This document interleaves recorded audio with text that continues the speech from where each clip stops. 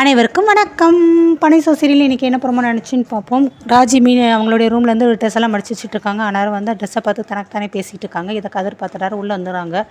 என்ன நீ வர வர இப்போ எல்லாருக்கிட்டையும் பேசுகிற மாதிரி ட்ரெஸ்ஸுக்கிட்டக்கெல்லாம் போய் பேசிக்கிட்டு இருக்க அப்படின்னு சொல்லி கதிர் சொல்கிறாங்க. ஐயோ உனக்கு இதெல்லாம் தேவையா ராஜி அப்படின்னு சொல்லி ராஜி ரொம்ப ஷையாக ஃபீல் பண்ணுறாங்க. நெக்ஸ்ட்டு வந்து கதிர் வந்தோடனே பேக்கெல்லாம் எடுத்துகிட்டு கிளம்புறாரு. என்ன அதுக்குள்ளேயும் வந்தோடனே கிளம்பிட்டானே. ஆமாம் நான் வந்து ட்ரைனிங் போகணும்ல, அதனால் கிளம்புறேன்னே. எந்த ஊருக்கு போகிறீங்க அப்படிங்கிறாங்க. தேனி போயிட்டு எப்போ வருவீங்க அப்படிங்கிறாங்க. கஸ்டமர் இங்கேருந்து தேனியில் ஓடணும், அதுக்கடுத்து திருப்பி தேனியிலேருந்து இங்கே கூட்டிகிட்டு வரணும். ஸோ நைட்டெல்லாம் ட்ராவல் பண்ணணும், நைட்டெல்லாம் கண் முழிச்சு ஓட்டினா தான் நான் மறுநாள் காலையில் இங்கே வந்துடுவேன் அப்படிங்கிறாங்க.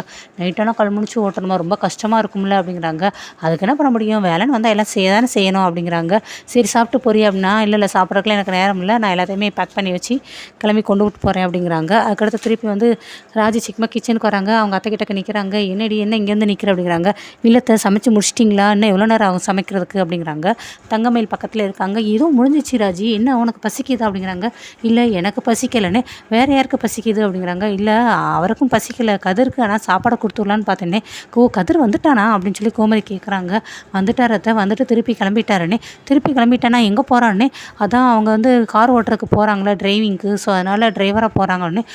அது வேறு பார்க்குறான்ல, ஏண்டி அவன் இப்படி பண்ணுறான், சொன்னாலும் கேட்க மாட்டேங்கிறான், எங்கே போகிறானா அப்படிங்கிறாங்க. தேனிக்கு போகிறாரு. நைட்டெல்லாம் கண் முழிச்சு கார் ஓட்டணுமாத்த, அதான் வெளியில் வந்து கண் முழிச்சு கார் ஓட்டிக்கிட்டு ரொம்ப சங்கடப்படுறாரு. ஸோ அதனால் வெளியிலேயும் சாப்பிட்டு வந்து உடம்பே வற்புறுத்த வேண்டாம் அப்படிங்கிறதுக்காக ஏதாவது சாப்பாடுக்கு ரெடி பண்ணி கொடுக்கலாமான்னு சொல்லி டிமஸிலோட கொடுத்துட்டலான்னு சொல்லி நான் தான் நினச்சேன்னுங்கிறாங்க. அப்படியா, இரு நான் வேணா சீக்கிரமாக உடனே ரெடி பண்ணி கொடுக்குறேன் அப்படிங்கிறாங்க. உடனே தங்கம் வந்துட்டு, ஏன் ராஜி இப்படி தம்பி செய்கிறாரு, நீ தம்பி சொன்னால் கேட்க மாட்டாரா, நீ சொல்கிறது எல்லாத்தையும் நான் வேணால் பேசி பார்க்கட்டுமா அப்படிங்கிறாங்க.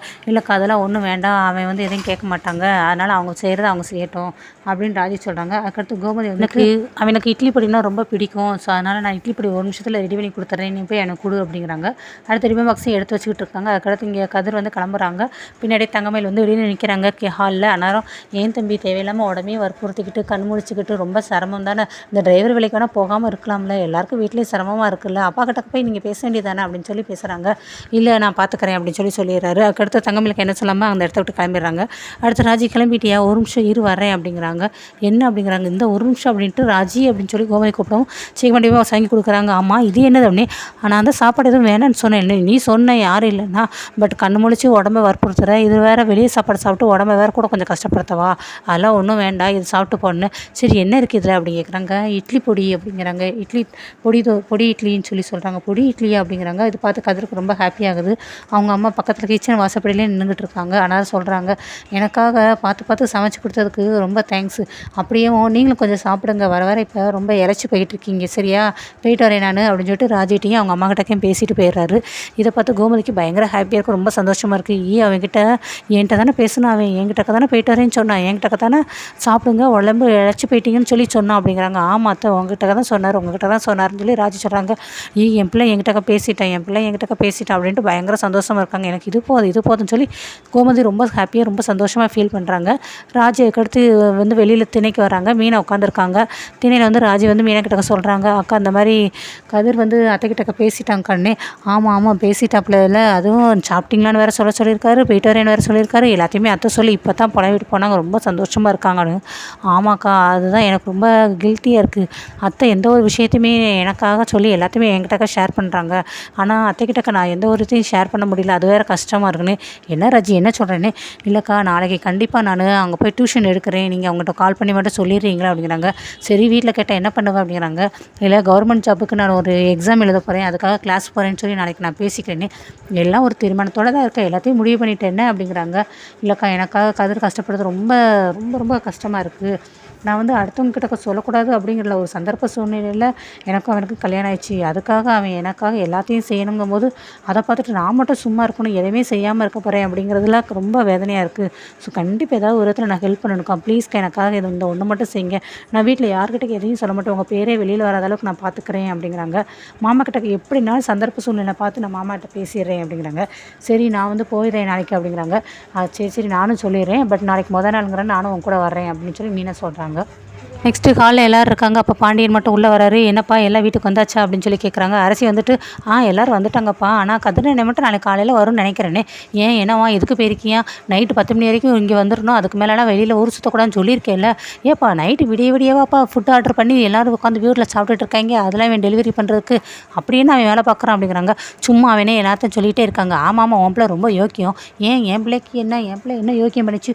ஊர் உலகத்தில் எல்லோரும் எப்படி ஃப்ரெண்ட்ஸ் கூட சேர்ந்து சுற்றிக்கிட்டு இருக்காங்க, காலேஜ் படிக்கும்போது எவ்வளோ லைஃப்பை என்ஜாய் பண்ணுறாங்க. ஆனால் என் பிள்ளை வேலை வீடுன்னு சொல்லி அவ்வளோ பொறுப்பாக இருக்குது. என் பிள்ளை எப்போ பார்த்தாலும் குறை சொல்லிகிட்டே இருக்கீங்கன்னு. ஆமாம் ரொம்ப யோக்கியம். ஆமாம் படிக்கிற படிப்பில் இந்த மாதிரி கல்யாணம் பண்ணிட்டு வந்தான் பாரு, அதில் ஊர் உலகத்தில் யாரும் செய்யாதானே. சும்மா அவன் கல்யாணம் பண்ணிட்டான் சொல்லிகிட்டே இருக்காதீங்க. ஏதோ ஒரு சந்தர்ப்ப சூழ்நிலை அவன் வந்து இப்படி செஞ்சு முடிச்சுட்டேன், அதுக்கு என்ன பண்ண முடியும்? அதையே திருப்பி சொல்லிகிட்டே இருக்கீங்க. கல்யாணம் பண்ணி வந்துட்டான், அதுக்காக நம்ம என்ன பண்ண முடியும்? அதுக்காக நீங்கள் என்ன சொன்னீங்க? ஒன்றுமேல் உனக்குரியது எது நான் செய்ய மாட்டேன், ஃபீஸ் கட்ட மாட்டேன் அப்படின்னு சொல்லிட்டீங்க. வண்டியும் பிடிங்கி வச்சுக்கிட்டீங்க. ஏதோ வீட்டுக்குள்ளே இருக்கானே தவிர அவனுக்கு ஏதாவது ஒன்று நீங்கள் பண்ணுறீங்களா? அவனே ஃபீஸ் கட்டுறான், அவனே அவன் செலவுக்குரியது பார்க்குறேன். அது இல்லாமல் அவள் கட்டிட்டு வந்த எனக்குரிய ஃபீஸ் செலவு, அவனுக்குரிய செலவு எல்லாத்தையும் அவன் பார்க்குறான். அது போக ஏதோ கொஞ்சம் கையில் சேர்த்து வச்சு அதை வீட்டுக்கு கொடுத்தா அதுக்கான அது இன்னும் கூட கொஞ்சம் கண்ணுவா அப்படின்னு சொல்லிட்டீங்க. அப்போ அவன் என்ன தான் பண்ணுவான்? அப்போ இந்த மாதிரி டிரைவர் வேலைக்கு போக தான் செய்வியான். அவன் டிரைவர் வேலைக்கு போறியான்? நைட்டு விடிய உட்காந்து தேனி வரைக்கும் போயிட்டு இருக்கானே டிரைவர் வேலைக்கு. அவன் எதுக்கு டிரைவர் வேலைக்கு போகிறான்? நான் தான் போகக்கூடாது அதெல்லாம் சொல்லியிருக்கேன். ஆமாம் நீங்கள் சொல்லுவீங்க, கடைக்கு வர சொல்லுவீங்க, ஆனால் கடையில் எப்படி நடத்துவீங்கிறது எனக்கு தெரியாதவங்க அப்படின்னு சொல்லி இவங்க பயங்கரமாக கோவப்படுறாங்க. அதுக்காக அவன் சொன்னது எல்லாமே செஞ்சது எல்லாத்தையும் நீ ரொம்ப கரெக்டு யோகி அப்படின்னு சொல்லி அவனை பெருசாக நீ ரொம்ப புகழ்ந்து தள்ளாத அப்படிங்கிறாங்க. நான் ஒன்றும் அப்படிலாம் இதுங்களே, என் பையன் அப்படி தான் இருப்பான். என் பையன் வேலைக்கு போறியா சரியா, அதுக்கு என்ன செய்ய முடியும்? ஒன்றும் பண்ண முடியாது. நீங்கள் தான் ரூபா கட்டிட்டீங்களே, என் பையன் கரெக்டாக தான் இருக்கான், என் பையன் எனக்கு ஒழுங்குதான் அப்படின்னு பயங்கரமாக கத்துறாங்க. இவர் கோப்பட்டு எஞ்சி போயிடுறாரு. அடுத்து பயங்கரமாக கோமதி அழுகுறாங்க. சரவணி வந்து சொல்கிறாங்க, அம்மா அழாதீங்கம்மா, அதெல்லாம் எல்லாம் சரியாயிருமா, எல்லாம் பார்த்துக்கலாமா அண்ணே. ஆமாப்பா உனக்கு என்ன, உனக்கு சப்போர்ட் பண்ணுறதுக்கு உங்கள் அப்பா இருக்காங்க, என் பிள்ளைக்கு யார் இருக்கா, நான் தானே சப்போர்ட் பண்ணி பேசணும் அப்படிங்கிறாங்க. பழனிட்டு என்னக்கா உன் பிள்ளை என் பிள்ளைன்னு சொல்லி பிரித்து பேசிகிட்டு இருக்கேன்னு. ஆமாடா நான் 5 பிள்ளை பெற்றேன், 5ல் ஒன்று மட்டும் இப்படி வேண்டா வீரப்போ சொல்லி நடத்தினா எனக்கு எப்படிடா இருக்கும்? எனக்கு மனசு தாங்க மாட்டா, பெற்ற வயிறு இல்லைடா அப்படின்னு சொல்லி பயங்கரமாக புலம்புறாங்க. இதை வந்து இவங்க பயங்கரமாக சத்தம் போடுறதா வெளியில் வந்து கோமதியோட அவங்க அம்மா பார்க்குறாங்க. பக்கத்தில் அவங்களோட மருமகள் இருக்காங்க. என்ன வழக்கம் போல் மாப்பிள்ளை தான் கத்துவார், இந்த வட்டம் என்ன கோமதி கத்துறா, அப்போ வீட்டில் என்ன பிரச்சனை அப்படிங்கிறாங்க. அதை நம்மளுக்கு எதுக்கு தேவையில்லாமல் உங்கள் மக வீட்டு ஏதோ பிரச்சனை, நீங்கள் பேசாமல் வாங்க உள்ள அப்படிங்கிறாங்க. இருடியாவும் என் மகால இருந்தாலும் என் மகாங்கும் போது பெத்த வயிறு கேட்குமா அப்படின்னு சொல்லி அவங்க மாமியார் பேசிகிட்டு இருக்கும்போது கரெக்டாக முகத்த மகன் வந்துடுறாரு. அவங்க ஒய்ஃப் வந்துட்டு, என்னங்க நீங்கள் வண்டி இல்லாமல் நீங்கள் மட்டும் நடந்து வந்துட்டுருக்கீங்க அப்படிங்கிறாங்க. அவன் வண்டியில் என்ன முதுக்கில் இறக்கி விட்டுக்கிட்டு பக்கத்தில் வட்டி காசு வாங்க போனோம், அதனால் வாங்க போயிருக்கேன் அப்படிங்கிறாங்க.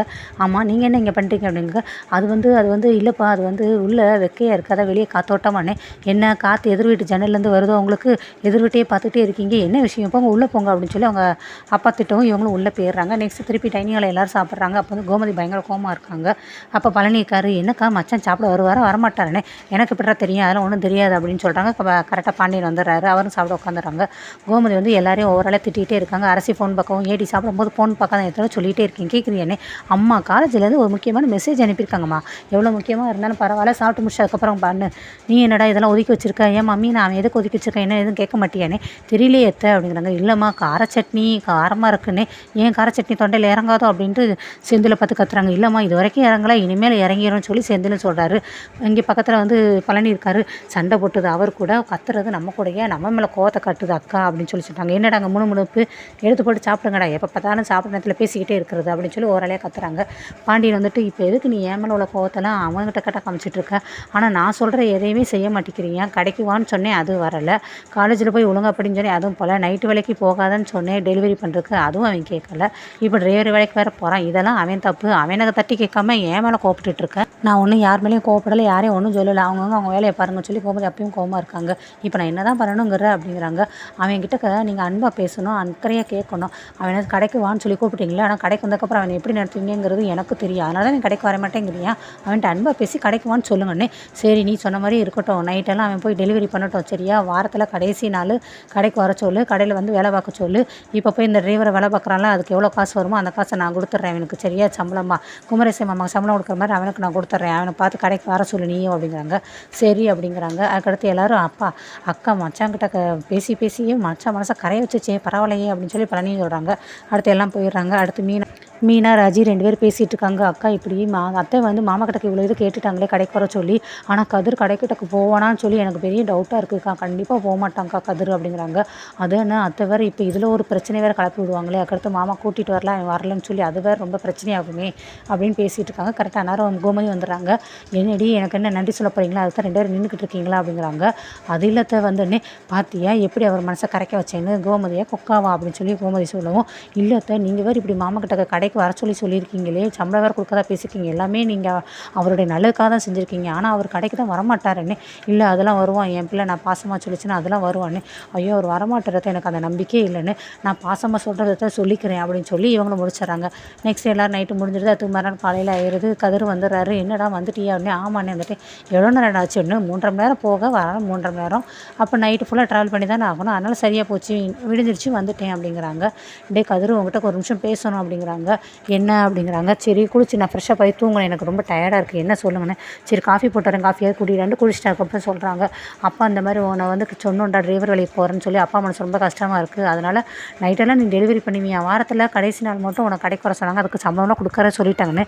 எதுக்கு இவர் கடைக்கு வாம்பாரான், அடுத்து கடை பக்கமே வராதம் பாரான், அதுக்கடுத்து வீட்டு பக்கமே வராதம் பாரு, வீட்டில் உனக்கு எனக்கு சம்மந்தம் இல்லை, எல்லா இதையும் நீ தான் பார்க்கணும் பாரு, திருப்பி கடைக்கு வாம்பாரா, இது எதுக்கு தேவையில்லாத வேலை, எனக்கு அந்த இதே தேவையே இல்லை, என்னோட இதை நானே பார்த்துக்கிடுவேன், எனக்காக யாரும் அக்கறைப்பட வேண்டாம், கவலைப்பட வேண்டாம்னு பேசிகிட்டு இருக்காங்க. நானும் கடைக்கெல்லாம் போக முடியாது அப்படின்ட்டு. பாண்டியன் இதை கேட்டார். ஏன் வர முடியாதான் பார்த்தியா, வர முடியாதுன்னு சொல்லி பேசியிருக்காங்க, இவனுக்காக எனக்காக போய் வந்து வக்காலத்து வாங்கினில என்கிட்ட வந்து இப்போ பாரு எப்படி பேசிட்டு போகிறான்னு அப்படிங்கிறாங்க. இவருமே சரின்ட்டு நான் தூங்க போகிறேன், எனக்கு டயர்டாக இருக்குன்னு போயிடுறாரு. இனிமேல் அவனுக்காக ஏதாவது வக்காலத்தை எடுத்துகிட்டு நீ வா அப்புறம் இருக்குன்ட்டு பாண்டியன் வந்து கோமதி திட்டிடுறாங்க. கோமதிட்டு சரி எனக்கு தேவையா, எல்லாம் எனக்கு தேவையா, அவனுக்காக பேச போய் கடைசி அவன் என்னடனா அவள் திமுறை போக மாட்டேங்கிறியான்ட்டு கிச்சனில் புலம்பிட்டு இருக்காங்க. ராஜியும் வராங்க. ஏன் அத்தை இப்படி புலம்புறீங்கன்னு பாரு, மற்றத்துக்கு 2 பக்கமும் இடி, இங்கிட்டு பிள்ளை பக்கமும் பேச முடியல, புருஷன் பக்கம் பேச முடியல, 2 பேருக்கு நடுவில் நான் தான் கலந்து மாட்டிட்டு முழிக்கிறேன், எப்போ தான் இந்த பிரச்சனை தீரப்போகுதோ. நெக்ஸ்ட்டு மீனா, ராஜி 2 பேர் பேசிகிட்டு இருக்காங்க. ஆனால் பாண்டியன் வராரு. என்னப்பா 2 பேரும் என்னப்பா பண்ணுறீங்க? இல்லை மாமா சும்மா பேசிகிட்டு இருக்கோம் அப்படிங்கிறாங்க. அப்போ ராஜி வந்து மாமா உங்ககிட்ட ஒரு 5 நிமிஷம் பேசணும் மாமான்னு. என்னப்பா ராஜி சொல்லு அப்படிங்கிறாங்க. இல்லை மாமா கதிர் வந்து இந்த மாதிரி காலேஜ் படிக்கிறதுக்கு ஃபீஸ் கட்டணும் எல்லாமே வந்து ஒரு சந்தர்ப்ப சூழ்நிலையால் தான் அமைஞ்சிருச்சு, என்னை வந்து உங்களுக்கு தெரியாமல் திருட்டுத்தனமாக கல்யாணம் பண்ணணும் அப்படிங்கிற எந்த ஒரு எண்ணமும் கிடையாது, ஏதோ ஒரு முக்கியமான நேரத்தில் இது சொல்ல முடியாத விஷயத்தில் தான் நாங்கள் கல்யாணம் பண்ணிக்கிட்டோம், அதுக்காக உங்களை மீறியோ உங்களுடைய வார்த்தைக்கு மரியாதை இல்லாமல் மதிப்பு இல்லாமல் அப்படிலாம் நடக்கிறாலே கிடையாது, உங்கள் மேலே ரொம்ப அக்கறை இருக்காரு, ரொம்ப மதிப்பு வச்சிருக்காரு, தான் வேலையை தானே பார்த்துக்கணும், நம்மளால் அடுத்த ஆள் கஷ்டப்படக்கூடாதுன்னு சொல்லி இப்படி தான், அதனால தான் டிரைவர் வேலைக்கு போகிறான், டெலிவரி வேலைக்கு போகிறான், நீங்கள் அவனை பற்றி தப்பாக எதுவும் நினைக்காதீங்க மாமான்னு சொல்லி கதிரை பற்றி ரொம்ப ரெக்வெஸ்ட்டாக பேசிகிட்டு இருக்காங்க. ஏப்பா ராஜி எத்தனை வருஷமும் உனக்கு கதிரை தெரியும், ஆனால் எனக்கு அவனை பிறந்தலேருந்து தெரியும்ப்பா, அப்படியே என்னோட கேரக்டர் எப்படி இருந்துச்சோ அதே மாதிரி இருக்கான்ப்பா, அதே அந்த வயசில் இருந்த திரும்பு தெனாவட்டு தைரியம் உழைப்பு எல்லாமே இருக்குப்பா, அவனை எப்படிப்பா நான் வெறுப்பேன், அது என் பிள்ளை இல்லையாப்பா, இவ்வளோ தான் கோவம் இருந்தாலும் என்ன இருந்தாலும் அவன் என் மேலே பாசம் உண்டு தான்ப்பா அப்படிங்கிறாங்க. அப்போ உங்களுக்கு வந்து அவன் மேலே கோவமே இல்லையானே, அது எப்படிப்பா இருக்கும், நான் வெளிப்படையாக பேசுவேனே தவிர உள்ளுக்குள்ள அவன் என் பிள்ளைங்கிற அந்த பாசம் எல்லாமே இருக்கும்ப்பா, நீ இந்த வயசில் போட்டு அதை இதுன்னு சொல்லி ரொம்ப குழப்பாத, இந்த வயசில் நீ ரொம்ப ஜாலியாக இருக்கணும் சந்தோஷமாக இருக்கணும், நீ அதை மட்டும் பற்றி யோசி, தேவையில்லாம பிரச்சனைலாம் பற்றி யோசித்து ரொம்ப புலம்பாதப்பா அப்படின்னு சொல்லிட்டாங்க. சரி ஆனாலும் ராஜிக்கு ரொம்ப சந்தோஷமாக இருக்குது. அடுத்து வந்து கோமதியோட அவங்க அம்மா வீட காட்டுறாங்க. அவங்க மாமியார் எல்லாம் இருக்காங்க. என் மகளுக்கு என்னாச்சோ ஏதாச்சும் என்ன பிரச்சனையே தெரியலையே, இந்த பழனியை ஃபோன் போட்டு வாடானா இன்னும் வரக்கானும் பாரு அவன்.